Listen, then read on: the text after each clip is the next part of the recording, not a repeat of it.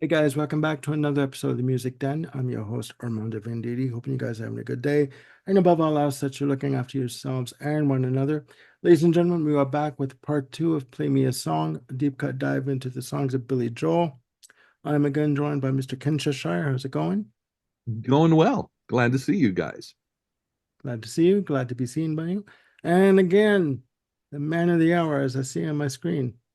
How's it going, Jim? Hi, I'm doing well. Thanks for having me back.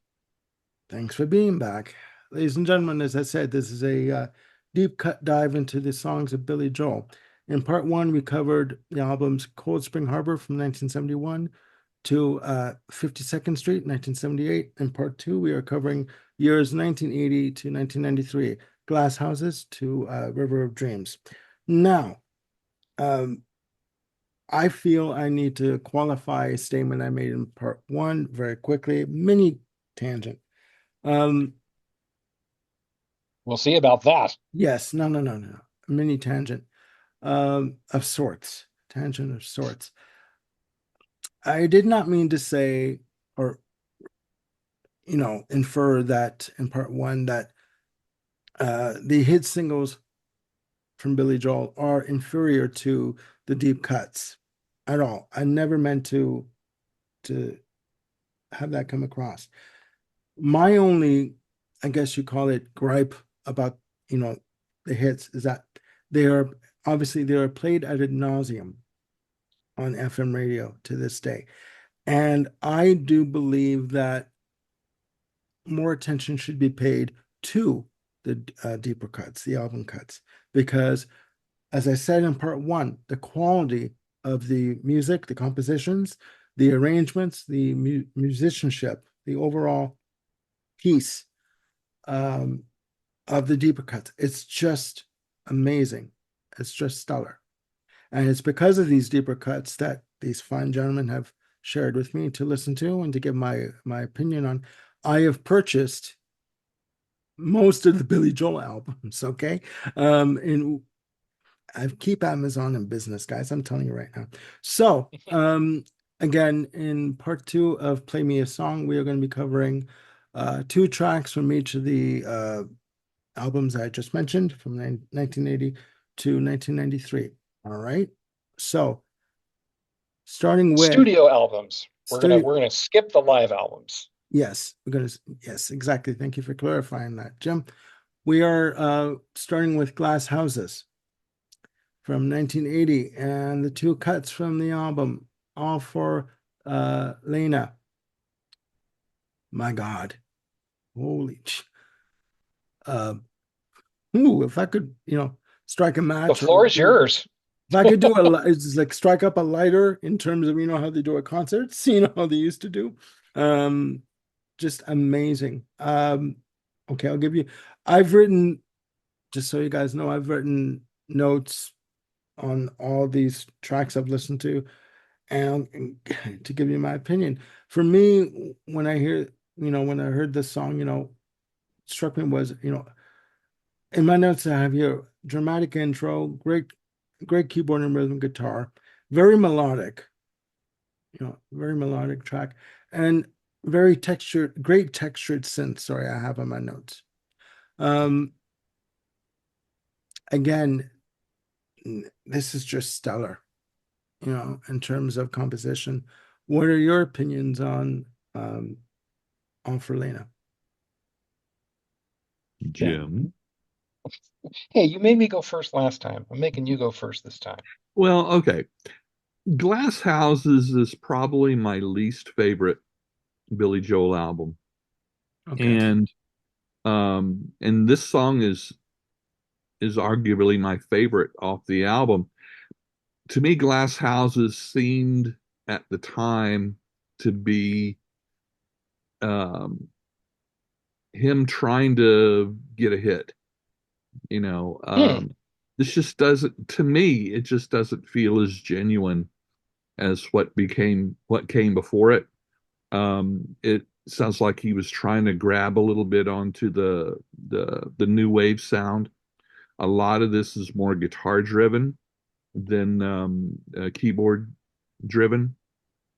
So All for Lena is probably one of the reasons I like it so much. It doesn't quite sound so commercial as, you know, You May Be Right, sometimes a fantasy, don't ask me why. Um, because it was just here again, it was just played to death at the time.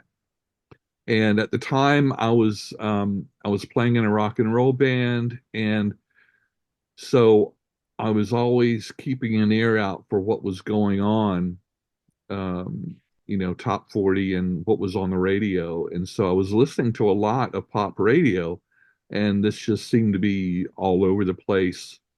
So there's probably that element of burnout for this album. Um, but still, going back and listening to it again, for this list, it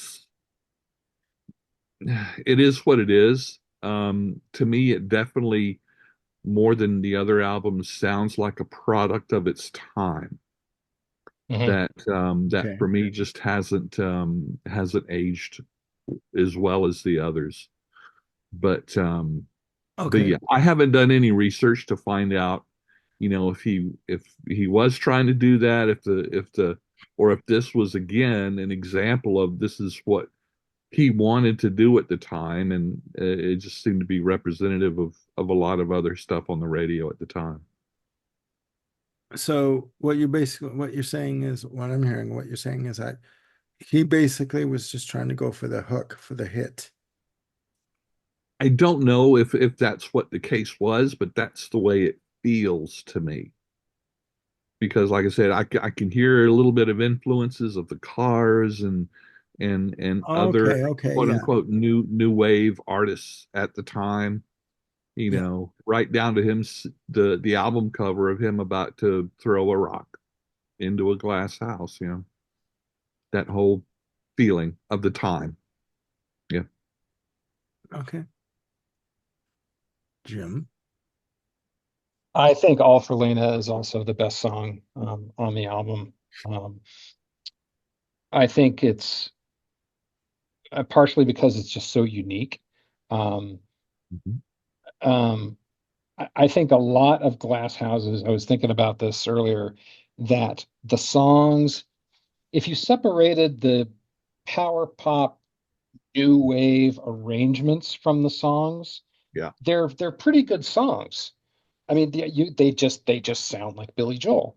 I mean, there's a reason that there's a Weird Al song called "Still Billy Joel" to me, that he did. That is just basically, it's like, okay, you can record all these other things in the style, but you know what? It's still Billy Joel. And to me, that sort of rings true with just what's underneath the artifice of the guitars and everything. I agree with you, Ken, that I think it's very much an album of its time, and therefore it doesn't kind of stand the test of time so well. But I think All for Lena and the other tune that we chose for this, Close to the Borderline, are um, they weren't singles as far as I know. Maybe Lena was a single. Um, but Well, Off Lena, sorry, Off Lena, not to cut you off, John, I'm sorry. Off Lena is played as an album track, I think, on FM radio. I've heard it on the radio, not as often as the singles from the album, but the Yeah, and I think it's one of those things that's just sort of been grafted into FM airplay, much like yeah, scenes from an Italian restaurant. yeah. Um, but yeah, I mean, obviously this is Billy Joel grabbing after what was very, very popular at the time in terms of the new wave of music. And I love All for Lena just because you know, it's a classic teen angst tale of, unrequited love. And, you can't get much more rock and roll than that. I mean, there's Yeah. just a purity to it that I just think stands out. And, with the keyboards, the electric pianos, the synths, I think it all works, pretty darn well. Here's another question, just a little a little bit of a sidebar. Has there been an artist in your memory that has sort of quote unquote jumped on the bandwagon of whatever trend was popular and it worked for them? Well, I mean, you did a video that aired recently about Bowie with Let's Dance, Yeah, and he was definitely capturing that big yeah, big sound yeah, of 1983, yeah, and it was pretty dang successful for him, we have to say. Um, I still hear those songs out and about, and it gets my fingers snapping and my feet tapping. I mean, it's some great stuff. Um, Well, Billy I Joel, go ahead. go ahead. Sorry. Oh, okay. I really Um, do like those albums. But even though it does um, feed into what was more pop at the time, it's still very much David Bowie when you yeah, listen to both the production elements yeah, and even the instrumentation and and the arrangements and yeah, everything. It's yeah, still Bowie. No one yeah, else yeah, could have yeah, could have done those albums, even though it still touches into the zeitgeist at the time. yeah. And just to finish that point, it is a shame that he felt, even though he wanted to go, that Bowie wanted to go in that direction with Nile Rodgers, that he wanted a definite hit. It is unfortunate that he felt confined to that box that he put himself in Mhm. afterwards, right? He felt that he couldn't break out of that box as easily. And he actually went into a depression because of it, until he started working with Tin Machine, the side project in 1990. But it's another, topic for another show. But yeah, no, it's Video. true. It's true. Um, okay. No, I mean, I have to listen to, I mean, I know the hits from Glass Houses. I need to hear the album as a whole to give you my perspective on whether or not it's an album of its time. Um, you're probably right. I mean, your views on these albums, on any album that we talk about, is spot on. So I'll take your word for it. Um, you know, you mentioned Close to the Borderline, the second track that we're going to talk about. To me, this is much more guitar driven, Yes, oh very yeah. more harder edge, absolutely. great rhythm guitar, and a nice dueling solo between the guitars and the sax. I mean, like, the work that was done on the track. Um, what are your takes on this? Does this still fall in with what he like trying to jump on the bandwagon, or was he trying to Oh move away yeah. from that? Okay. I think it's very much of the new wave punk power pop bandwagon that he was jumping on. Um, and Yeah, but again, if you were to strip away the arrangements of it, there's still I could still hear a Billy Joel on here that if you applied an arrangement to it that was from, say, 52nd Street Stranger Turnstiles, it would just work a lot better for me. Okay. I think he was definitely trying to shoehorn himself into a hole that he just wasn't right for. Okay. Okay. The Um, next album, though, It's different. ladies and boom. gentlemen, we are moving on to two tracks from the Nylon Curtain. Um, and first track that we're going to tackle, figuratively, of course, is Laura. What do By you think? well, in Mhm. notes, I have very Beatle-esque to my ear. He wears Yep. a Beatle influence on his sleeve right now. Very textured, very melodic, great guitar on this track. Yeah. Great solo. Jim. Laura is the standout for me for Nylon Curtain. Nylon Curtain's a really good record, and I think he kind of finds his feet again, where he's getting into a milieu, if you will pardon the Yeah, phrase, that he's just a lot more comfortable with. yeah, um, that Beatles-esque style of pop.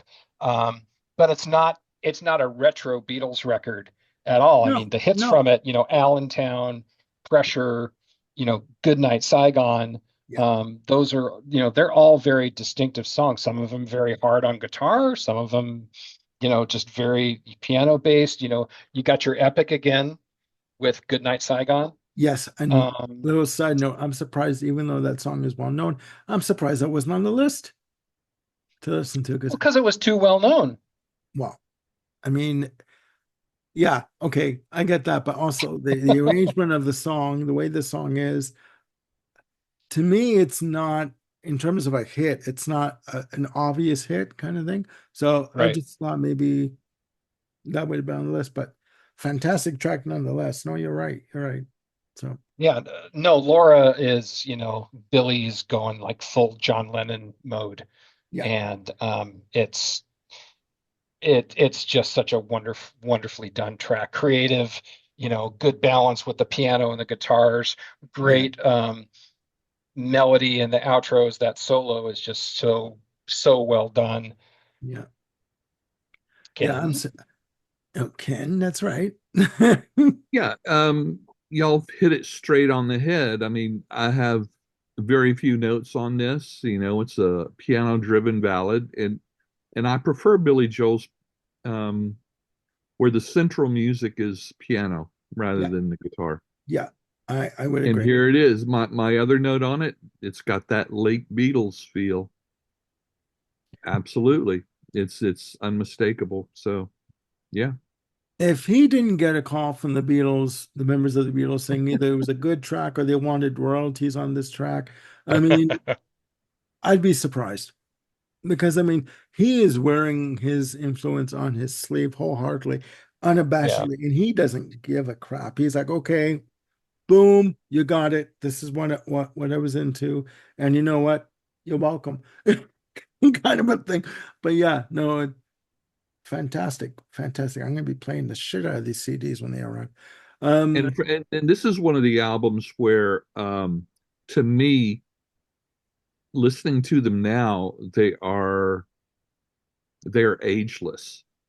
In other words, Yeah. listening to this album, I wouldn't be able to guess when it was released. yeah, And also, as much as I've heard Allentown and Pressure and Goodnight Saigon or whatever, I'm never tired of them. I think they are just in incredible. yeah, The yeah, pre the Pressure video is great, yeah, you know. So yeah, it. This is when he really. It feels like he went back to doing exactly what he wanted to do, and you know, yeah, there it is. yeah. No, I agree with you. I agree with you 100%. All right, the next track from the Nylon Curtain, She's Right on Time. Very, I have a few notes for this track. Good catchy hook, and it's very melodic. That's pretty much it for me. I mean, a good song, a good pop hook is a good pop hook, or a good hook overall is a good hook. So, and She's Right on Time has it for me. So, Yeah, it's just him going back to form, and also a very, I find very entertaining and creative video that he did with that. yeah, Um, so I mean, I probably wouldn't have chosen this for a deep cut, but that's probably because I've just lived with it for so long. To me, you know, yeah. No, deep I cuts agree. aren't deep cuts for my favorites. Jim. Well, I guess this is my fault because I was the one who put together the list. No, no, Okay. no, Um, It's not I nobody's fault. I'm just that it's wasn't a criticism. okay. Um, Not at all. I I like this song very much. I think mostly for the reasons that you talked about, Armando, is that it's just hooky as hell. It's just another great Billy Joel, well-crafted pop song. And that's the thing, about Billy Joel that I think we kind of danced around. I know I've used the word crafted a lot in the last video and this video, and that just seems to me, what he kind of became is like no matter what style or milieu we happen to be working in, he yeah, was crafting a song that would work within that.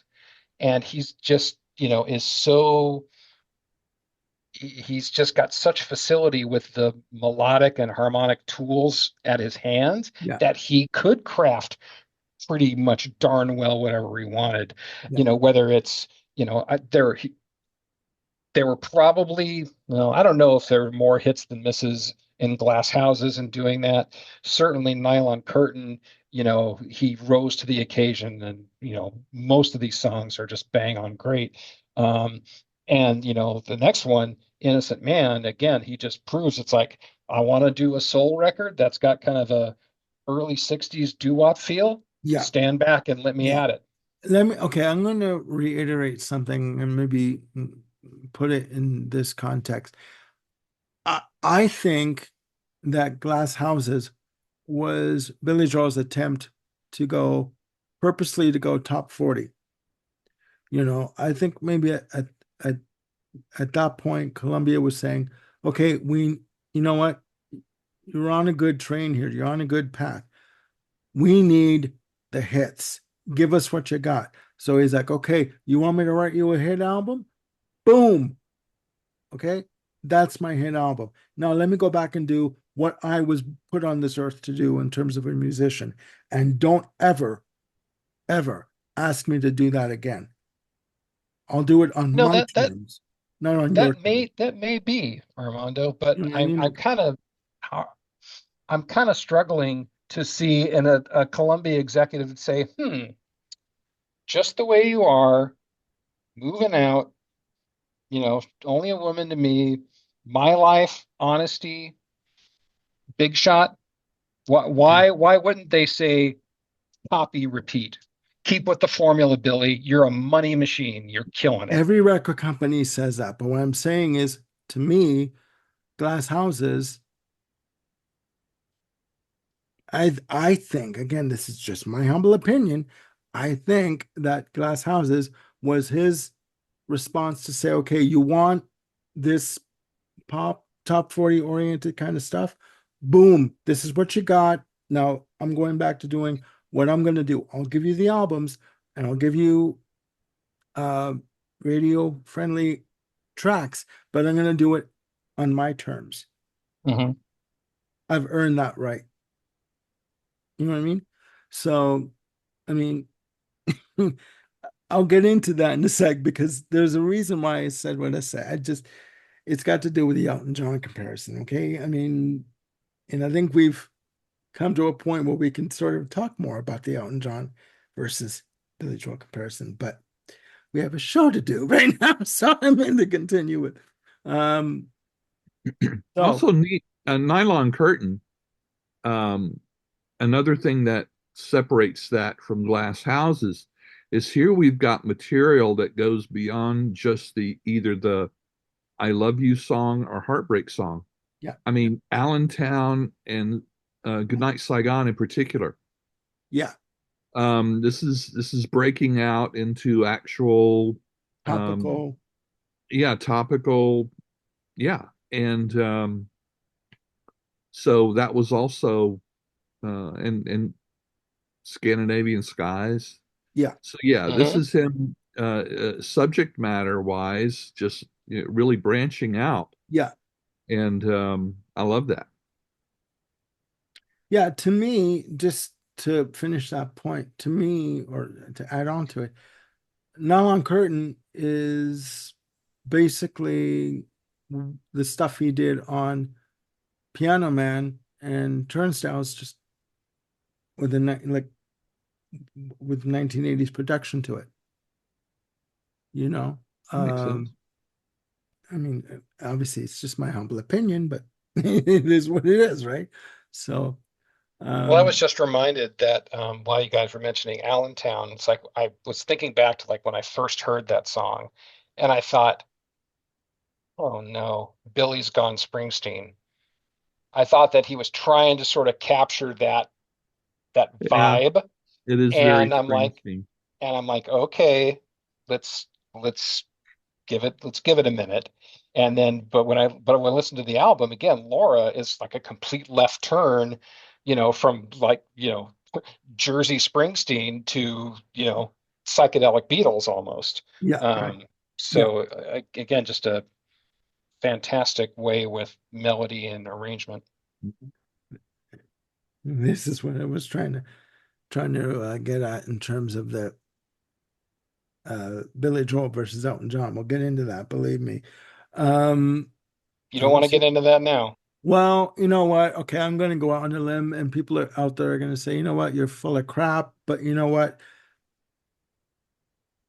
As good as Elton John was, or is, or was, um, my money is on Billy Joel for songwriting, for arranging, for depth, for just overall composition, just variety. My money, I'm a convert. My money is on Billy Joel from start to finish.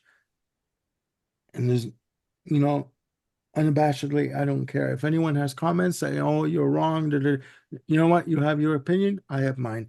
This for me, these albums for me, this music for me has so much more depth and texture to it. And just overall um superiority in terms of everything about it that if I was ever asked again, Billy Joel versus Elton John, Billy Joel all the way, all the way. Hmm. That's I think my part of, opinion of it. yeah, So, good point.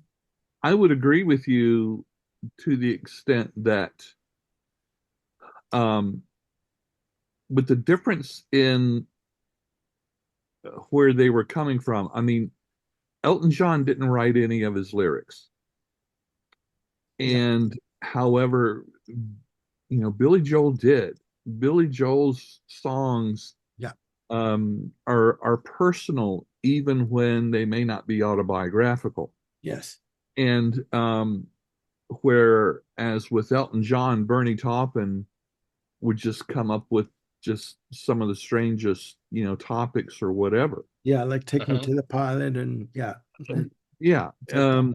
Now, I love both of their early works because of what I referred to on our last part one of this video, what I consider their epic songs, not just in length, but in vision, um, in form. And it's why one of my favorite Elton John albums is 171170 because it consists of those so many of those epic songs, Yeah, done live, especially with hmm the small band that he had. hmm And now I draw the line with Elton John very shortly after Goodbye Yellow Brick Road. At the time, I enjoyed Caribou, Captain Fantastic, and those. But yeah. honestly, I didn't buy an album after Blue Moves.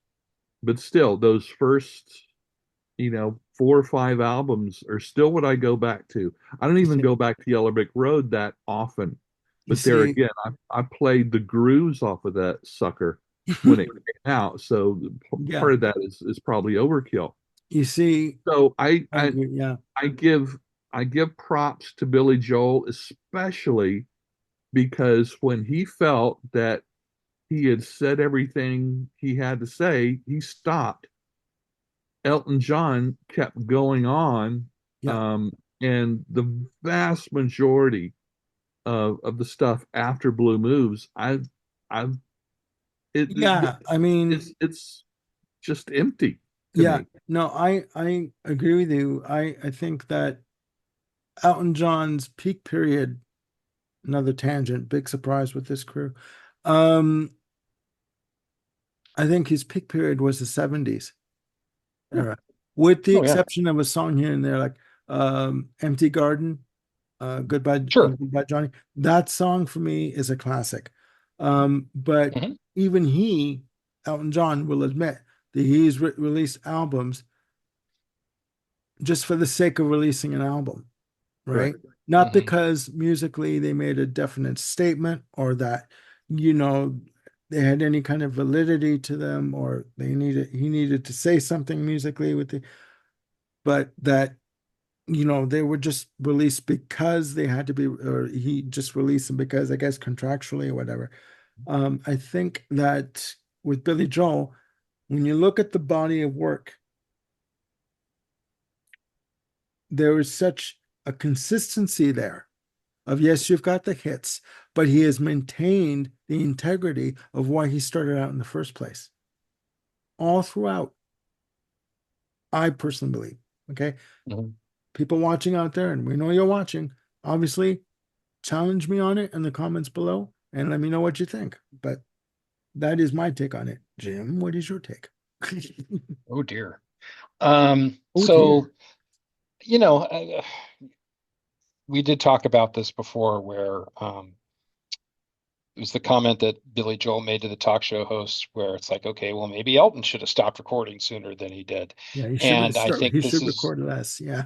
yes, he should record less. Yeah. And I think that's part of where the contrast, really sort of lies here, because I would I would posit, gentlemen, that Elton John's heights that he reached were higher than Billy Joel's. I think, come around 73, 74, 75, there probably wasn't an artist out there who was more popular than Elton John. No, he And was if you white hot. take No. his, yeah, so that period of records that he released between, 70 to 75 were just, amazing. As and Billy Joel has never made something as sprawling and creative as Goodbye Yellow Brick Road.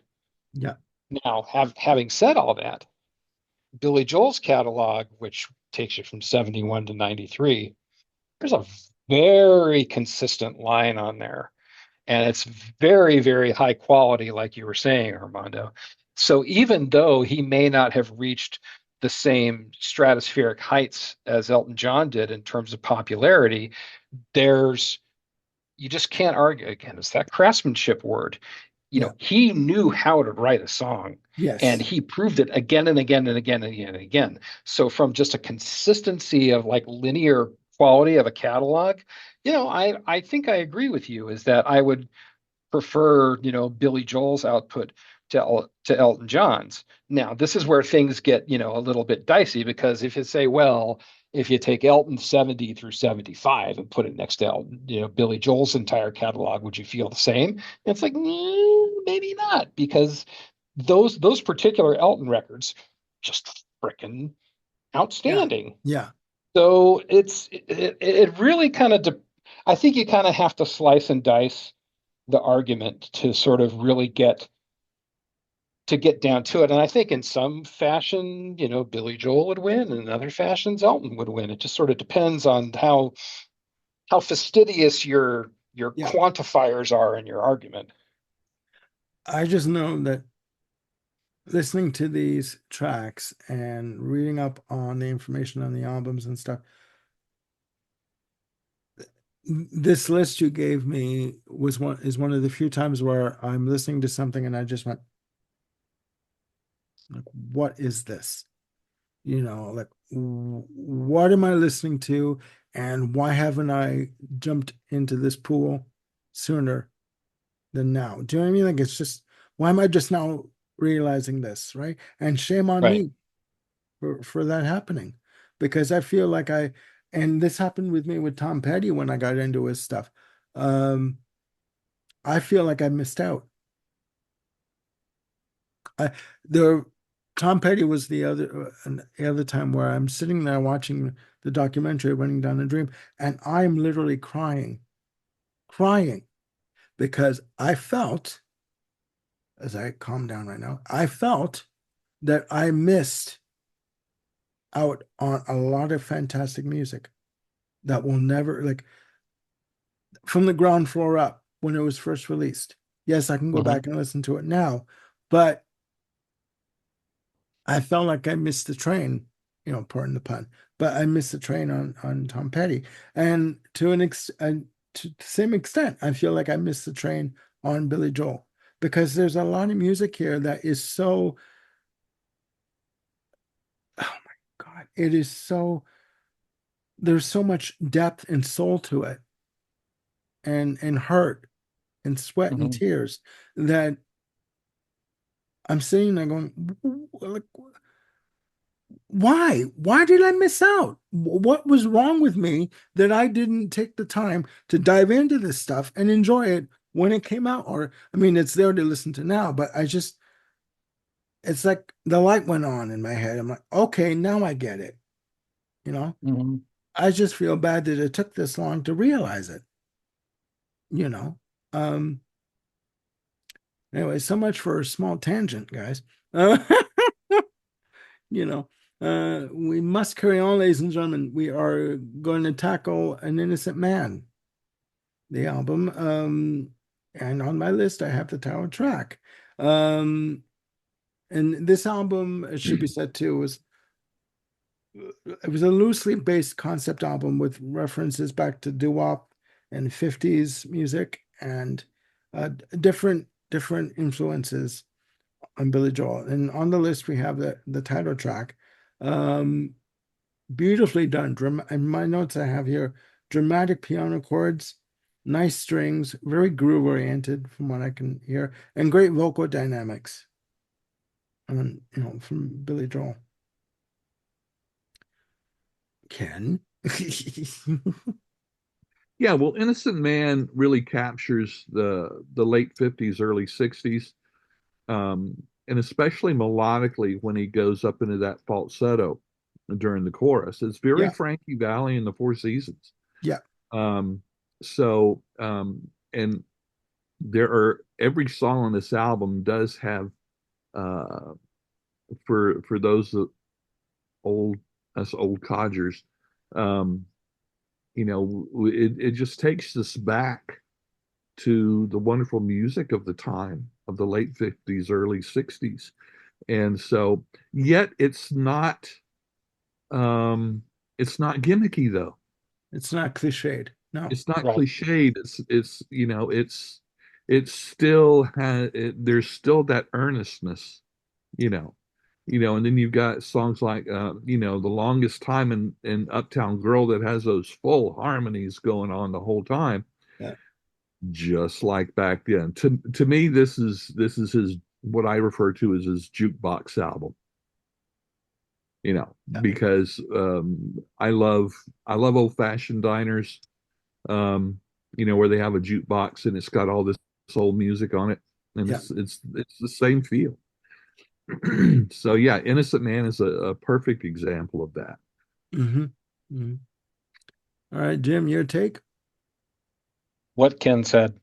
I really don't have anything else to add. That's The an only easy other out. thing, Yeah. well, it's Ken was just very erudite. He stole my thunder, Okay. you bastard! How dare you? Um, Okay. the only other thing that I would add was that we talked before about how sometimes Billy Joel's records kind of look forward. Yeah. Definitely, there's a track from 52nd Street, Until the Night, which could live very comfortably on this record.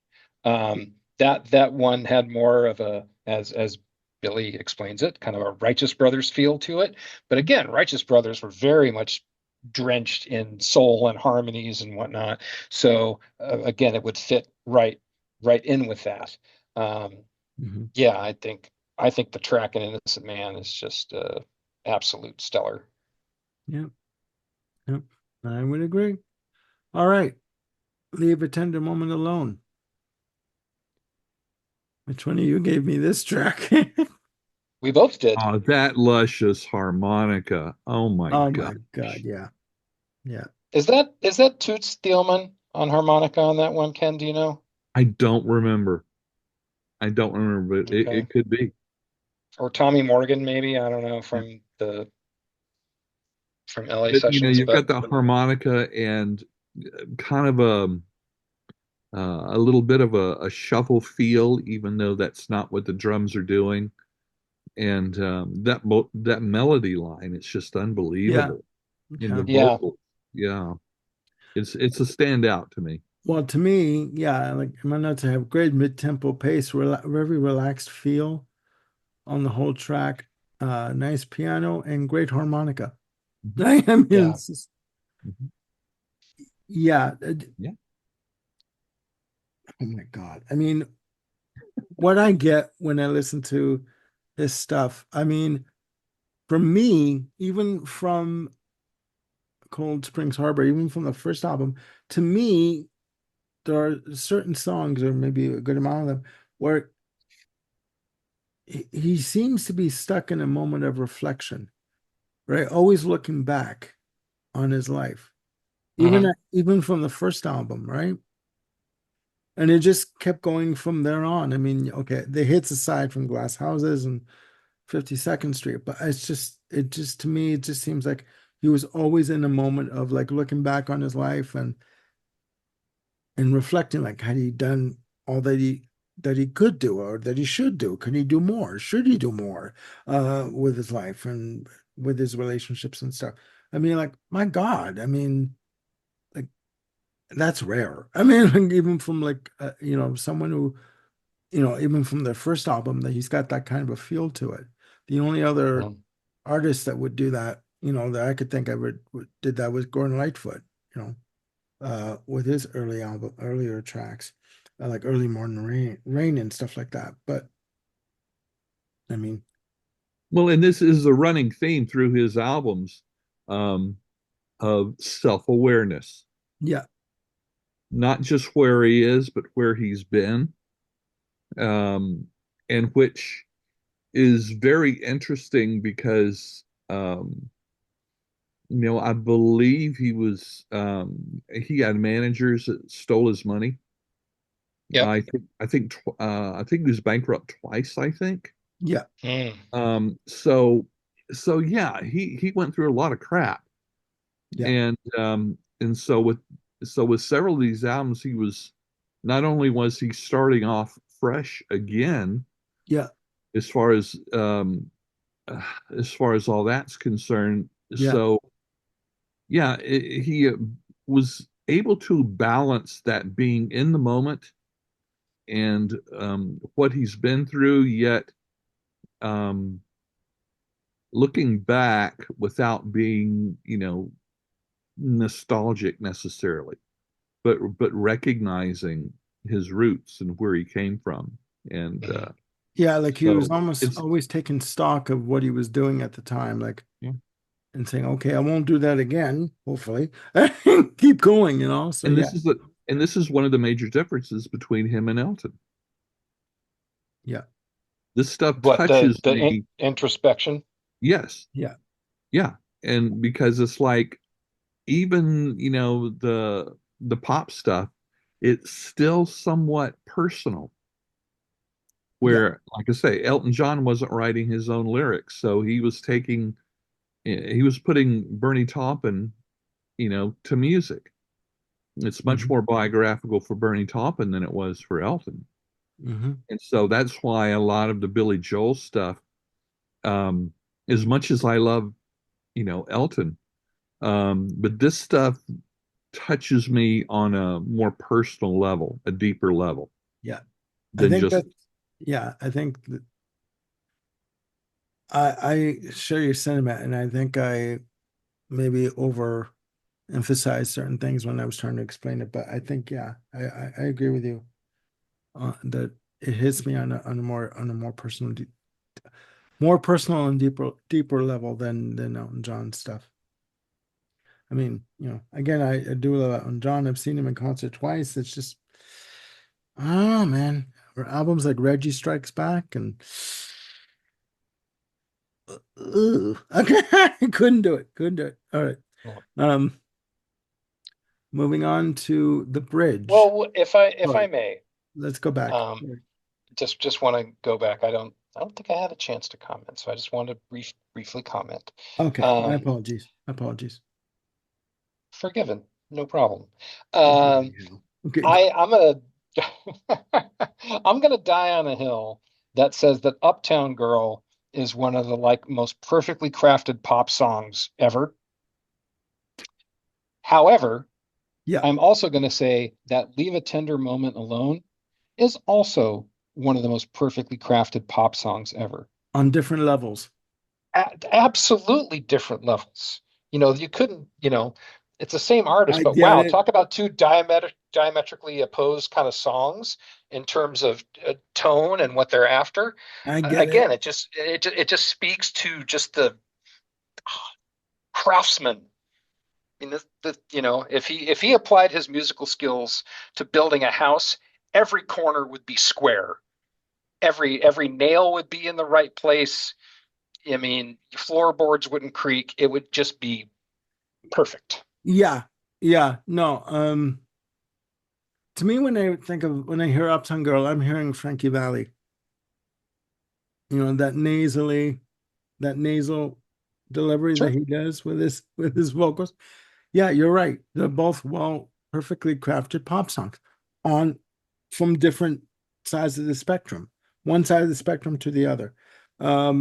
It doesn't mean that Uptown Girl isn't valid in its own right in terms of a perfectly crafted pop song. I mean, I think for me, it's the songs, the hit songs have been played to death, and I think like with the Joni Mitchell situation, I think I'm looking for something new and fresh to dive into. Remember when I said Hmm. on the other episode that the reason why I got into Joni Mitchell with Hygieia was I was looking for something new to listen to, and man, did I dive into that pool! I mean, I Yeah. was gone. I mean, holy jeez. But yeah, no, I agree with you 100%. Agree with you 100% on that. Yep. Ladies and gentlemen, we're moving on to the bridge. Sorry, a little brain fart there. And the two tracks that were picked by either Jim or Ken here, as I get my notes here. First track on the list, Baby Grand from the bridge. Holy Jesus. This was a hit single. It was all over FM radio and pop radio when it came out. Great duet with Ray Charles. Like, my God. Um, I'll give you my take on this track. Great sultry jazz, great vocal delivery, nice subtle strings on the track. Just an overall, uh, I call it jazz confection. You know, you've heard me use the term pop confection. I call it jazz confection because this hits all the right notes in all the right spots. What more can you say? It's Ray Charles and Billy Joel. I mean, come on. Uh, your take on it, guys? Yeah, I I fully agree. There's just something about this tune. I mean, when I heard that there was like a duet with Ray Charles, I'm thinking, okay, that's kind of a cheap gimme. Um, but in hearing it, it's like, okay, it sounds like it's got all the feels and it's really genuine. This doesn't sound like a cheap knockoff. Let's do a stunt duet just to sort of goose sales. No, this feels like really heartfelt and fun. So yeah, I'm all in for Baby Grand. Yeah, yeah, This is a dream song. You know, it's so easy to think, oh, I'd love to hear a crossover between this artist and that artist. And sometimes when we get them, they're just huge letdowns. Um, yeah, and plus, you can just hear how much fun they're having on this. yeah, And I know for me, it just makes me really wish I could have been there when they were recording, the song. yeah. And to me, it's a sequel to New York State of Mind. Hmm. To me, you put those two songs I see together, what you're it's saying. it's it's the perfect pairing. It's even though the subject matter is not the same, it definitely has the same result to me. Yeah, It's just, I listen to Baby Grand and I see the two of them facing each other with grand pianos, and I see the New York skyline at night lit behind them. yeah. It's just unbelievable. It puts you These in two that frame of songs off mind. this album are my favorites. Yeah. So yeah, It puts you in that frame of mind. it Definitely. does. Definitely. All right. Big Man on Mulberry Street. Ah. Yes. Shall I go Well, there's a first? there's a lot of one of the great things about this song, Yeah. and there's so much great about it, was that a lot of I think there was a fair amount of people that discovered Billy Joel um from that epic moonlighting episode in which they did that tremendous, choreographed bit, Moonlighting. Holy gee, Yeah, that's moonlighting. Yeah, Bruce Willis did a big Bruce Willis. Yeah, yeah. choreography Yeah, to no, this. Yeah. I forgot about that. Yeah, no and about they even expanded it. Right. It's the yeah. the video, quote unquote, for it is even longer than the original album track. They expanded it to fit Yeah. everything they wanted to do visually into Yeah. it. And Yeah. it's great that that's available on YouTube, just the song from the show. Yeah. And it's incredible. And here again, you've got a big band epic um that encapsulate encapsulates just what I said about Baby Grand. Hmm. I see the New York skyline, at Oh night, yeah. the Oh lights, yeah. and it's just Yeah. it's just as the Cajuns down here say, it's just got that frisons. It Yeah. just it sends a shiver up your spine and just makes you want to reach over and start the song again. Yeah.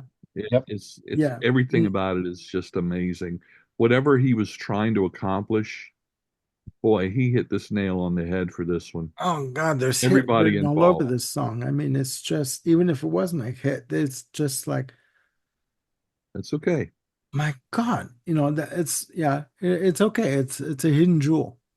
I mean, Yeah. in that respect. I mean, okay, before I go on and, salivate over this jewel, what about you, Jim? What do you think? I want to go directly to your salivating. Well, in my notes that I have here, my God, big band swing arrangement, fantastic.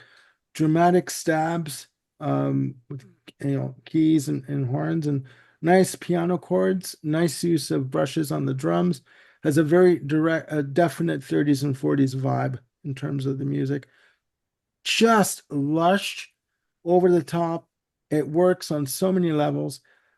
It's obscene how good this song is. Hmm. Like it's obscene. It should be arrested for God's sake. I mean, I mean, literally, it is sublime, sublime, It really is. hands down. Yeah, Elvis has left the building. In that respect. Um, Only yeah, it's explains what fantastic. butts. I'm trying to think of another song that Billy Joel did that's like this, and I don't think there is one. Oh, sweet Um, Jesus. um, this almost approaches like Sinatra, Nelson Riddle, Billy May territory. It almost does. And if he would have hit that high, then this song would have been just, completely out of control. But Mhm. as it is just so, yeah, it's just so dang good. I would be if I didn't say this in this episode, Jim would come after me afterwards. But this is an ass shaker of a track of the most sophisticated quality. This isn't about getting on a dance floor and shaking your ass to, the 4/4 time signature or whatever, the 4/4 beat. This is it's sultry, it is rhythmic, it is melodic, it is whatever kind of ick that you can think of. That's it. I mean, it is supreme in all aspects, in every it ticks all the boxes, and it is an ass shaker of a track. It's got to be said. So, The way that he goes from those high falsettos yes, and then just kind of just just jumps down Oh, into sweet just the Jesus. I mean, swing with the brushes on the drums. The shoot from the hip part is what I'm yeah, thinking of there. yeah. It's just outstanding arrangements. Oh, Well, hell yeah. Oh, it's very Duke Ellington, that's it. Oh yes. Yes, at his height. yes. You mentioned Sinatra. One of my favorite live albums is Sinatra at the Sands. Count Basie, You know, yeah, baby. with Yeah. with Oh my Basie, yeah, God. and this is that level, Ellington and Basie, Yeah, absolutely. yeah. Yeah. I'm gonna play the shit out of this set when it comes. I'm telling you right now. I'm telling you, I've said it before, I'll say it again. I'm gonna be doing it and I'm gonna be driving Bob up a wall because it'll be in the van. So I mean he won't Yeah, be able to get away from it. rightfully so. Yeah, yeah. All right. Moving on to Stormfront with the first track on this list from the album, I Go to Extremes. Now, when I saw this on the list, the first track I got the track mixed up with A Matter of Trust from the Bridge because to me they both have that same kind of quality, very I do. hooky, very instantaneous, catchy hooks. But little side note, when he was writing, before he started writing The Bridge, you guys may not know this, but apparently he was suffering from writer's block. And one of uh, an individual that got him into writing again was Cyndi Lauper. Apparently Okay. she uh, according to him, was an inspiration for him to start writing. And A Matter of Trust was one of those tracks. So I got that mixed up with I Go to Extremes. They both have that anthemic quality to them. Because when if I don't know if you remember the video for I Go for A Matter of Yeah. Trust, it's him performing in his New York apartment, like in the loft kind of a setting in his living room, and he's got the windows open and his band is performing, and slowly people start coming to the window and start listening to him and start getting into the song, right? And like they're all enjoying the music, right? So it starts off just him and the band rehearsing the song, running the song, and it ends with the neighborhood coming in and listening to it and giving him like, this is really good, like giving him props for what he did. Um, I Go to Extremes, very guitar driven. I'll give you my view on it. Very guitar driven, very catchy hook, very anthemic chorus for me on this track. Just amazing. And it's a song about someone who knows he's flawed, um, doesn't understand why he's flawed, but he accepts in the end that he's flawed. You know what I mean? It's Mhm. self-acceptance, right? And that's my take on the track.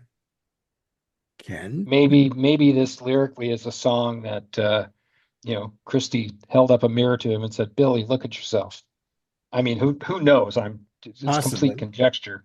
But possibly. to the guitar point, Stormfront, vastly different album than The Bridge. Yeah. The Bridge was the last album with Phil Ramone, and then went to Mick Jones, who was from Foreigner, if I have that right. Yeah, yeah, Um, who produced it.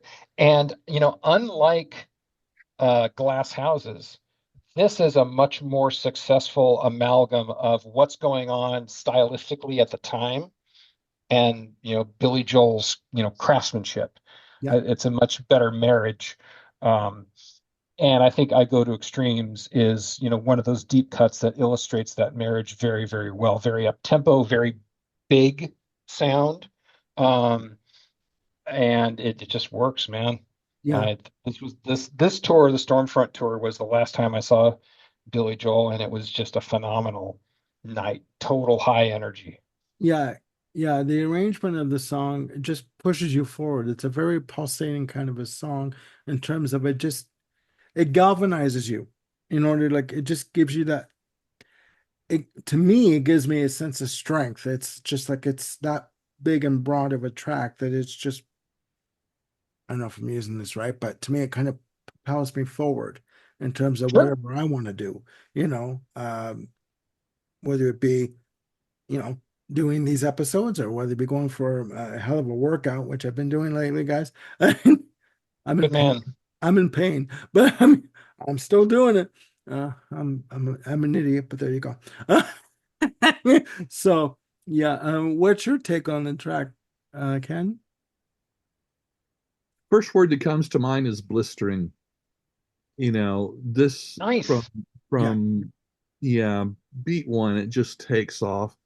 I really do like, to me, this is another one of those, like I said before, song poem where the lyrics reflect the music and vice versa just Oh, right. I don't know why, because it's not that he's just accepting the way he is. Um, um, it's like there's that element of, damn it, I can't help it. I don't know why I'm like that. but I It am. just is, and so there is that little element of maybe frustration in there itself, but it's at the same time, it's confessing yet accepting of mhm. that. And Yeah. let's face it, we all go to extreme about something, Yes, we and do. yeah, whether it's emotional like tempers or infatuation or something, and we just go off the deep end. It could Or just be spending someone money. that's just addicted to playing golf 4 or 5 times a week, just sometimes. But we all have something. Yeah. And this is, like you say, it might have been, Christy holding up that mirror, but it's also it's a confession. Yeah. It's a confession video without being and accepting it at the same time. And it's just incredible, very, very powerful. Yeah. And there again, I really do like the video of this too. Yeah. The band is just on fire Mm-hmm. for this. Mm-hmm. Yeah. All right. The next track on the list, and so it goes. Ooh, beautiful song. Shall I go first or do you want to go? I mean, for me, I just have notes on what I hear on the track and why I Yeah, go like it. for it. I mean, for me, I like the fact that it's a nice slow tempo, nice, beautiful piano chords, and it's a good album closer. It's a very good album closer. Yep. Very much a throwback to Cold Spring Harbor, Street Life Serenade, Turnstiles. He could, again, at the mark of a true craftsman, he can bring that stuff back and, Yes. right in that vein when he chose to. Yes. It's almost like And he's it's coming extreme. full. Sorry, go ahead. No, going full I was circle, going to yeah, say, no, it's I was going to extremely say, effective. I am so sorry, Jim. I was just going to say, it's almost like he's coming full circle with Hmm. with the music. Yeah. And the lyrics. Yeah. Yeah. Yeah. This is Just, also a very unique song for him in his the form of the song. The style of this song, it's almost got like a your college alma mater, song feel yeah. to it, Hmm. an old lang syne element to it, Yeah. and that's not. I won't go into a lot of technical music stuff, but he doesn't do that very often, No. and this one particularly stands out. And so that's what again makes it such an incredible album closer because it is so different from the other stuff that he's done, but not in a bad way, in a very good way. It just it's a gem. It stands out as a gem. To me, yeah, no, I hear you. To me, he's not being a parody of himself. Do you know what I mean? Like he's not revisiting old ground and just sort of digging up um stuff from the past to make it sound like a cliche of himself. No, sorry, it's fantastic. It is simply fantastic. I can't say any more than Yep. that Yep. for this. Um, all right, ladies and gentlemen, we're in the home stretch here. For part two of Play Me a Song. River of Dreams, 1993. Lullaby, Good Night, My Angel. I'm going to start crying. I'm sorry. Um, It's a sweet song. oh, There's just Jesus no Christ. denying it. I'm sorry. Sorry. As I drop my glasses. Um, sorry, guys. Beautiful song. Um, fantastic, sweeping piano chords as I see on my screen here without my glasses. Um, nice understated strings. Again, beautiful symphonic accents. And to me, it's a love song to his child. That's all. That's all I can say about it. It is a fantastic song. It is. As I clumsily drop my glasses. But yeah, no, it's great. It's great. Um, And Ken, yeah, It's it's an incredibly personal song. yeah. Here again, Oof. an element of my favorite Billy Joel is piano and vocals. Armando, you mentioned the orchestra. I agree with you completely. And it's not the fact that they uses the orchestra. Um, it's not a huge orchestral sound. It's like a just there chamber. lying underneath, supporting Yeah, without overshadowing. It's subdued, but still very, very powerful in the arrangement. yeah, And so it's the best of both worlds, piano and vocal, yet still has wonderful orchestral arrangement. Um, it's and there again, the subject matter is just so incredibly personal yeah. that even someone without children would tear up, and that would be me. Yeah, it's just incredible. Yeah, it is. Jim. It's so sweet it gives you a cavity.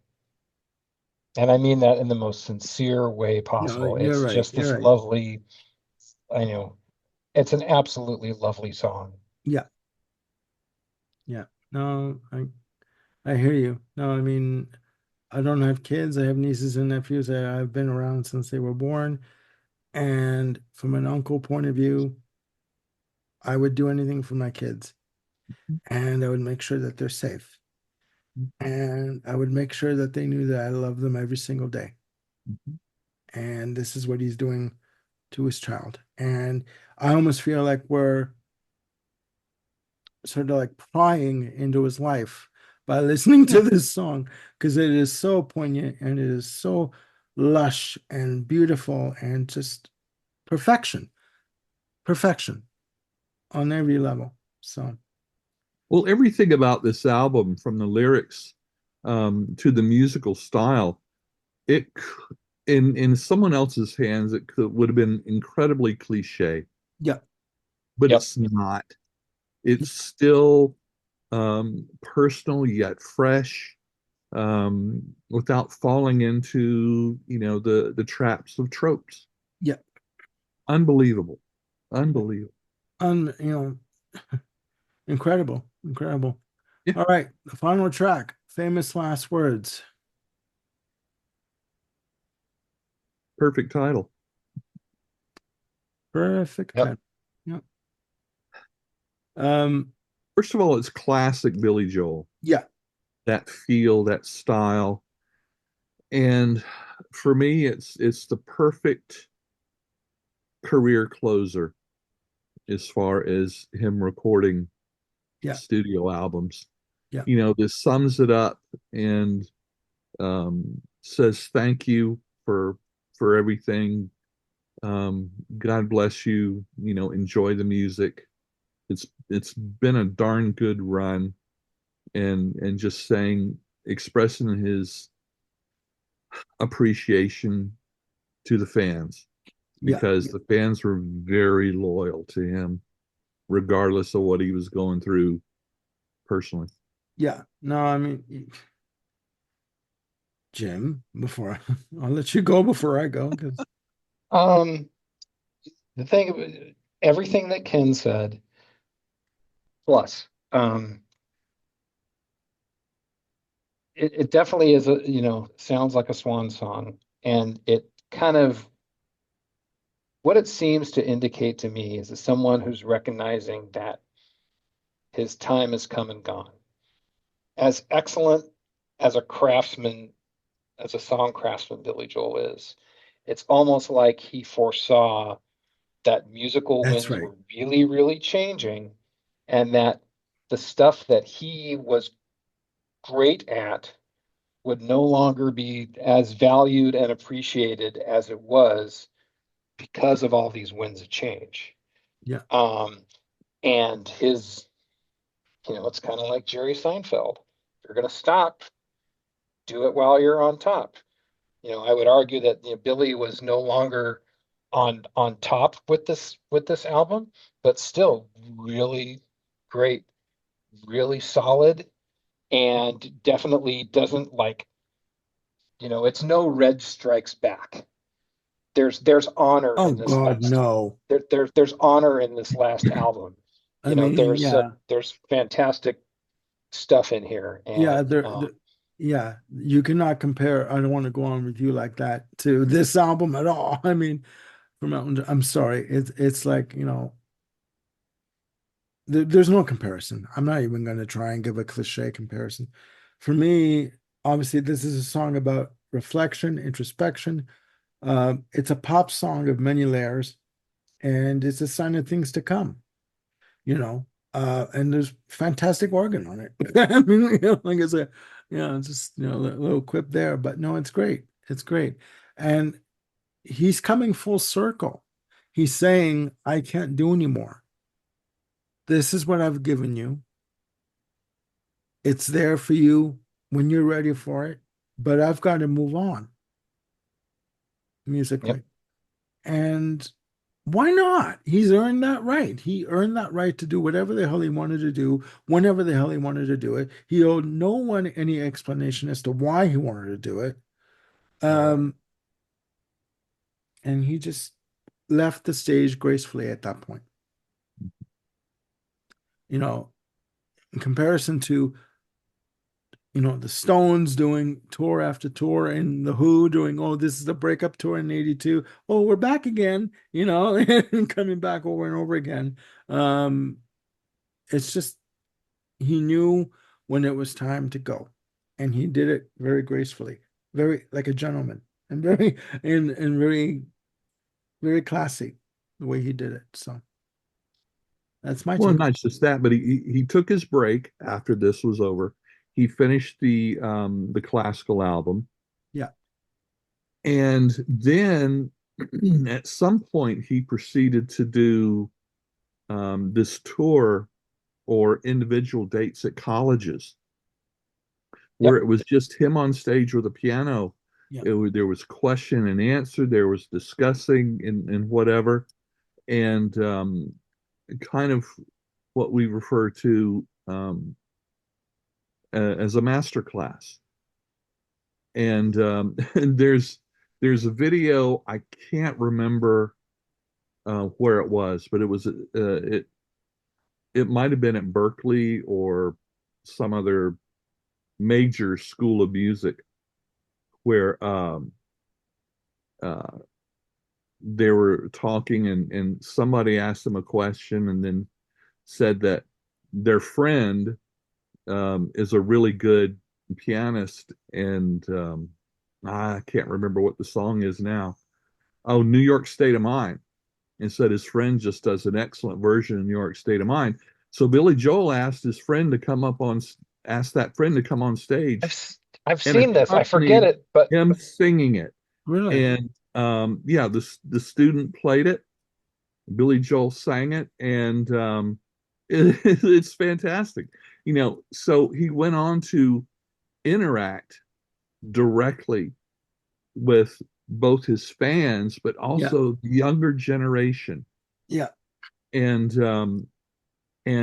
and passed on his life experiences. And you know, anybody could ask him anything, and he would answer it and give his ideas and what happened with him and what he recommends for this, that, and the other. But yeah, he just didn't go and sit in his Manhattan townhouse and whatever No, they he did things on his own terms, do. yeah, right? And then he And eventually did go back to touring.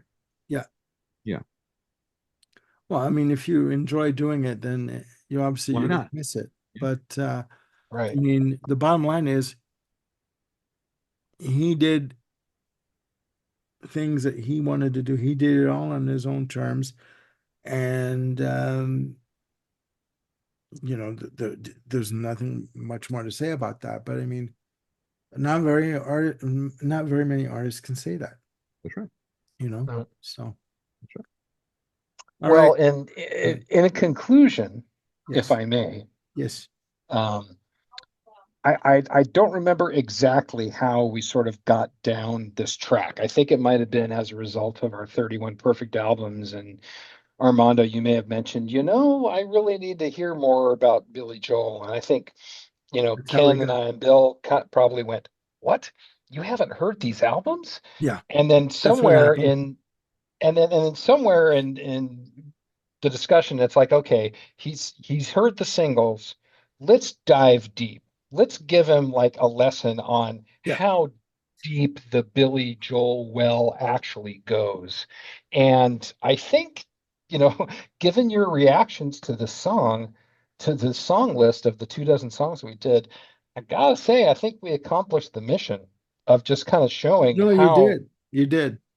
how fantastic a songwriter he is, and that when you're thinking about, you know, the top 10 songwriters of like the end of the 20th century, obviously you got Lennon and McCartney, you got Paul Simon, you got Joni Mitchell, Carole King, Becker and Fagan, Elton and Bernie. You got to put Billy Joel in this conversation Of course. just because of just the solidity Yeah. of this catalog. This is a deep bench of quality. Yeah. Oh, I would agree. I would Yeah. agree. I'm a convert. I mean, I only knew basically the hits from Billy Joel. I did not know any of the album cuts, the deep cuts. So, I mean, I thank you two wholeheartedly for exposing me to to the deeper side of Billy Joel and his catalog, and I thank you for letting me spend more money to get the album. So yeah, Bob, I know you're watching. It's their fault, not mine. Anyways, so yeah, so no, It was a pleasure to put together a list of just this high quality stuff and share it. oh I mean, yeah, I mean yeah, I thank you for it so much. And I usually don't get that emotional when I talk about songs, but I have no words for it. I'm it's done. Billy Joel, man. I'm spent. I'm spent in terms of that. So there you have it, ladies and gentlemen. Play me a song part two, deeper cuts for Billy Joel. Um, a deep cut dive, sorry, for Billy Joel. Let us know in the comments down there, down below, for parts one and part two. What do you think of these songs? What are your choices for a deeper cut dive? Let us know what you think.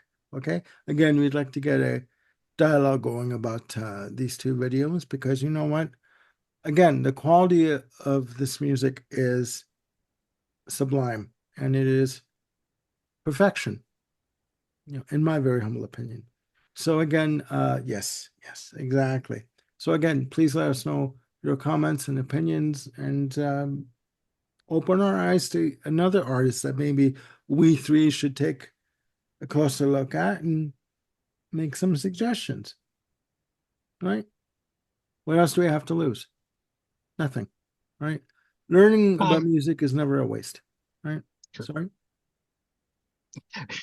You said, what do we have to lose? And I said, time. Time and money. That's right. Time and money. All right, ladies and gentlemen, I want to thank Ken Cheshire and Jim Bricker for joining me on this another extended episode. Falling glasses and all the foibles that went with it, all the mishaps. Again, we will be back with more episodes. As I stated in a previous episode that I did earlier today, we are going to be doing Genesis album ranking version 2.0. We are including in this version both from Genesis to Revelation and Calling All Stations this time around. 15 Genesis albums to rank. I've got my list.